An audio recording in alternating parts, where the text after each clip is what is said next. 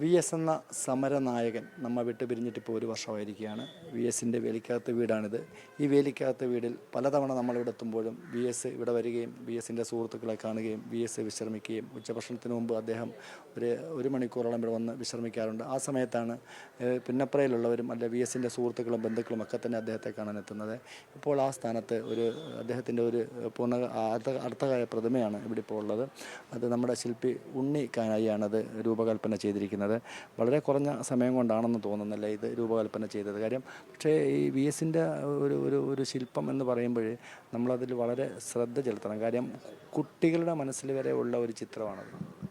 അപ്പോൾ പറഞ്ഞ പോലെ 6 ദിവസം മാത്രമാണ് ഈ ശില്പനിർമ്മാണമായി ബന്ധപ്പെട്ട് എനിക്ക് കിട്ടിയ സമയമെന്ന് പറയുന്നത്. അപ്പോൾ വി എസിൻ്റെ മകൻ എന്നെ സമീപിച്ചപ്പോൾ 6 ദിവസം കൊണ്ട് ഒരു വി എസിൻ്റെ അർദ്ധകായ ശില്പം ചെയ്തു തരാൻ പറ്റുമെന്ന് ചോദിച്ചപ്പോൾ സ്വാഭാവികം ഇതുപോലൊരു ശില്പം ചെയ്യണമെങ്കിൽ 6 മാസം 5 മാസമൊക്കെ വേണം.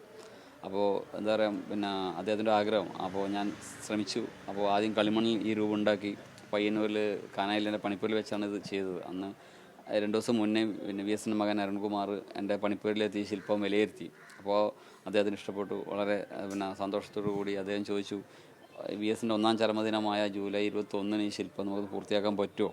അപ്പോൾ ഞാൻ വലിയ വെല്ലുവിളിയായിരുന്നു. മണിക്കൂറുകൾ മാത്രമേ മുന്നിലുള്ളൂ. അപ്പോൾ പ്ലാസ്റ്റർ ഓഫ് പാരീസ് കളിമണി ശില്പം പ്ലാസ്റ്റർ ഓഫ് പാരീസ് മോൾഡെടുത്ത് ഫൈബറിൽ കാസ്റ്റ് ചെയ്ത് ഇതുപോലെ വെങ്കല നിറം നൽകുക എന്ന് പറയുന്നത് വലിയ വെല്ലുവിളിയാണ്. അപ്പോൾ രാത്രിയും പകലും നമ്മൾ ഇത് ഹാർഡ് വർക്ക് ചെയ്ത് ഈ ഒരു ശില്പം ജനങ്ങളുടെ മനസ്സിൽ പതിഞ്ഞൊരു മുഖം കൂടിയാണ്. അപ്പോൾ ചിരിക്കുന്ന വി എസിന് എന്തെങ്കിലും പാളിച്ച് വന്ന് ഞാൻ വിമർശനം ഉണ്ടാവും. അപ്പോൾ എല്ലാം മനസ്സിൽ കണ്ടുകൊണ്ട് ഒരു വെല്ലുവിളിയായിട്ട് തന്നെ ഏറ്റെടുത്തൊരു വർക്കാണത്. അപ്പോൾ വി എസിൻ്റെ ചിത്രം മനസ്സിൽ ഒരുപാട് പതിഞ്ഞതുകൊണ്ട് കൂടുതൽ ചിത്രങ്ങൾ നോക്കേണ്ടി പോലും വന്നിട്ടില്ല എന്നാണ് ഒരു ശില്പിയായ എനിക്കുണ്ടായ ഈ ശില്പം. മനസ്സിൽ കിടപ്പുണ്ട്.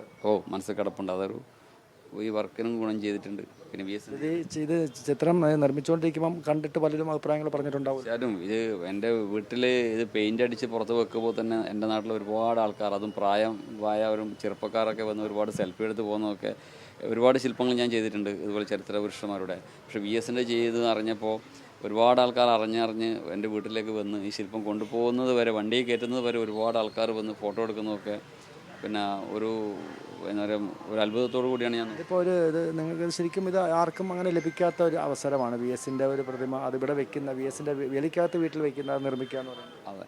അതെ ജനഹൃദയങ്ങളിൽ ഇതുപോലെ സ്ഥാനം നേടിയ നേതാക്കന്മാർ അപൂർവം മാത്രമേ കേരളത്തിൽ ഉണ്ടായിട്ടുള്ളൂ. അപ്പോൾ ഇദ്ദേഹത്തിനൊരു ശില്പം ചെയ്യുക എന്നുള്ളത് ഏതായാലും ഒരു ശില്പി എന്ന നിലയിൽ ഒരു അംഗീകാരം തന്നെയാണ്. അപ്പോൾ അത് ഒരു കൃത്യസമയത്ത് ചെയ്തു കൊടുക്കാൻ പറ്റിയെന്നുള്ളത് വളരെ സന്തോഷമുണ്ട്. എന്തായാലും വി എസിൻ്റെ ജീവൻ തുടിക്കുന്ന ഒരു ശില്പം തന്നെയാണ് ഇപ്പോൾ വി എസ്. നമ്മൾക്കറിയാം ജീവനോടെയുള്ള ഘട്ടങ്ങളിലൊക്കെ തന്നെ അദ്ദേഹം വിശ്രമിക്കുന്ന ഒരു സ്ഥലമാണ്. അദ്ദേഹത്തിൻ്റെ ഒരു വിശ്രമ സങ്കേതം എന്ന് വേണമെങ്കിൽ നമുക്ക് പറയാം. ഇവിടെ വെച്ചാണ് അദ്ദേഹം സുഹൃത്തുക്കളൊക്കെ തന്നെ കാണുന്നത്. എന്തായാലും ഇനി ഇപ്പോൾ വി എസിനെ നമുക്കറിയാം, വി എസിൻ്റെ മരണശേഷം ഒട്ടനവധി ആളുകളാണ് വേലിക്കകത്ത് വീട്ടിലും അതോടൊപ്പം തന്നെ അദ്ദേഹം അന്ത്യവിശ്രമം കൊള്ളുന്ന വലിയൊരു വാട്ടിൽ എത്തുന്നത്. ഇനിയിപ്പോൾ വി എസിൻ്റെ ഓർമ്മകൾ നിൽക്കുന്ന ഈ തറവാട് മുറ്റത്താവും വി എസിനെ കാണാൻ എല്ലാവരും എത്തിച്ചേരുക. ക്യാമറാമാൻ അനസമാനൊപ്പം ഷാജഹാൻ.